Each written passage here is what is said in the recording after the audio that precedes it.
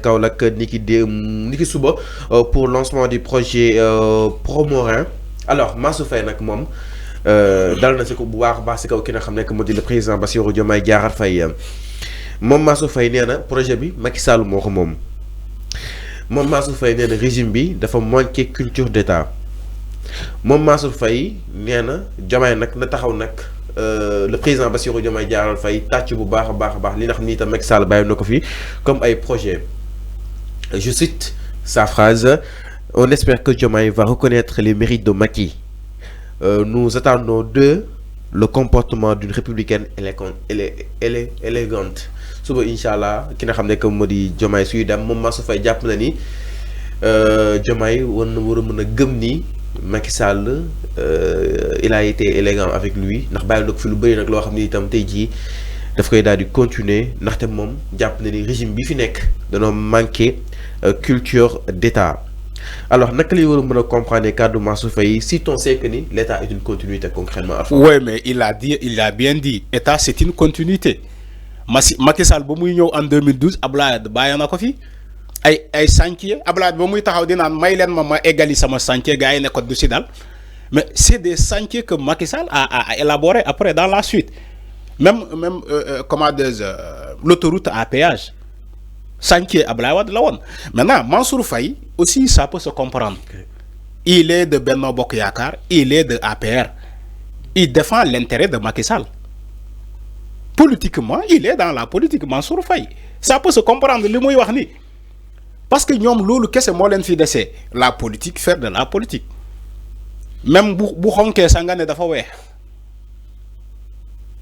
C'est ça le jeu du nihilisme. Mansour Faye il est dans ça.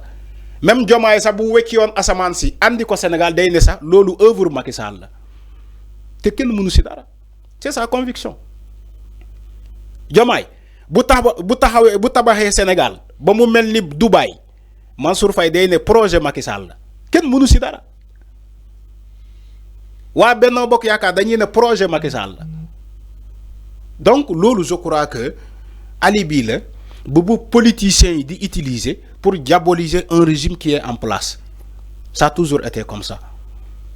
Mais loolu amul solo xam nga lan moo am solo mooy maanaam ñi ni fi nekk lan la ñuy xaar ci ñoom parce que ils ont élaboré un projet Sénégal horizon 2050 keroog bu ñu koy élaborer à Diamniadio les membres de Benno Bokk Yaakaar ont dit que c'est l'autre face du PSE, le plan Sénégal émergent. Ils l'ont dit.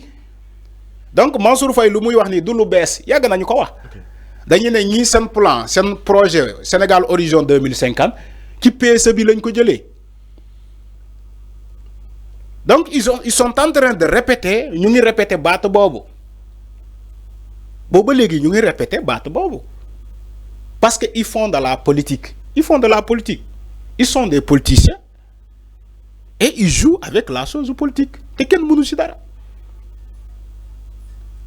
Non ko mere doo ko teree wax parce que on est dans un pays de droit, on est dans un pays de démocratie. Alors mais avant comment nga jàpp ni moom wala mën a avancer que ni dañoo manquer exactement culture d'état te ñoom ñu amoon seen ay projet mais boobu ba tey gis ne nag enfin ay projet Macky Sall la ñuy continuer Mansour Faye jàpp ne dañoo manquer benn culture d'état mais quand même à quand l'horizon 2055 kañ la ñuy tijji livre bi kañ la ñuy tijji garab bi baobab bi concrètement avant. Mais est-ce que tijjiwuñu ko ba pare.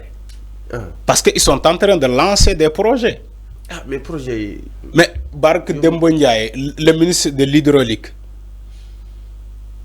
il a lancé les autoroutes d'eau à Touba. Le projet Macky Sall. Non projet comment quelqu'un peut justifier ni projet Macky Sall comment le justifier.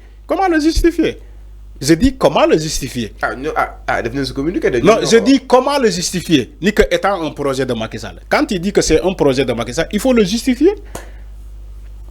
Parce que nous, on n'a pas vu ce projet-là. Mais l'État. Si nous avons si nous avons si nous lancé quoi. Donc, Fallo, si on a un régime, un nouveau régime, il faut que nous maïlen, parce qu'ils ont été élus pour 5 ans. On n'est pas à l'heure de faire du bilan. On n'est pas à l'heure du bilan. On les a élus pour 5 ans. On attend pour voir. Après, au terme de leur mandat, ils vont nous présenter un bilan. Malola gum. Moi, je vois prématuré. Je vois prématuré d'attaquer ce régime qui est là aujourd'hui. C'est prématuré. Malola gis. Alors, quelqu'un qui est élu pour 5 ans, il n'a même pas fait 1 an, tu l'attaques. Moi, je le vois prématuré. Je ne vais pas le faire. Parce que Defnako ak Macky Sall. Macky Sall, quand il était élu en 2012, nous, on a attendu jusqu'en 2016. État de grâce. Regarde 2012 et 2016. Combien d'années? 4 ans. Macky Sall organise un référendum en 2016. Tout ça dans l'état de grâce. Les Sénégalais ont voté ce référendum-là avec brio. Tout ça, c'est l'état de grâce. Pourtant, son premier mandat, Macky Sall a lancé beaucoup de projets qui ont échoué. Beaucoup de projets qui ont échoué. Parce que Macky Sall, en 2012, il n'avait pas un programme. Amoulon ben programme. Donc Sénégal, n'est-ce pas fait? Macky Sall, en 2012, amoulon ben programme. Demal nga laaj len. Ben programme amuko. Les Sénégalais ont voté Macky Sall en 2012 parce que Abdoulaye Wade, il voulait le fameux quart bloquant. Le fameux quart bloquant, bon mu bëgg voter pour le vice-président qui programme domam. Mota Sénégalais ne dessus dal. Voilà, Sénégalais pourront d'aller voter Macky Sall qui était un outsider, mu ñeu gagner les élections. Aujourd'hui, on a un régime qui est là. Diomaye, il est président de la République. Il a un gouvernement. Ils ont été élus pour 5 ans. Comment les attaquer aujourd'hui? Étant donné que même 1 an, ça ne fait pas. Tu dis que oui. Comme état de grâce, non, ce n'est pas un état de grâce. Quand on élit un président pour 5 ans, tu ne peux pas l'attaquer à moins d'1 an. Même à 2 ans, vous pouvez attaquer. Le régime de Macky Sall était là pendant 12 ans. Mais comment on peut régler ce problème-là en moins d'1 an? Un régime qui a fait 12 ans. Le régime de Macky Sall a fait 12 ans. Et vous voulez que Diomaye répare tout ce problème-là en moins d'1 an? C'est impossible. Defar mo gëna metti yak. Yow bo tabaxé ci gratte-ciel en 6 mois wala en 24 mois nga tabax gratte-ciel immeuble bu taxaw nga tabax ko ba mu normal en 24 mois ñu ne la dañoo bëgg daanel immeuble bi mais mën nañu ko daanel à moins de 2 jours lolu moy yak mo gëna gaaw que defar da fay jël temps da fay jël temps man lolu la gëm. Parce que man Sénégal mo ma ñor. Je suis pas dans des combines politiques. Pour non ñi defuñu fi dara, ñi amuñu programme, ñi buñu ñëw ba légui askan wi ni. Lolu ay wax politique mo koy wax. Ñi positionner politiquement ñoy taxaw dina non ñom Diomaye buñu ñëw ba fi defuñu fi dara, amuñu programme, amuñu vision. Xama kuy wax pour des récupérations politiques li ngay wax.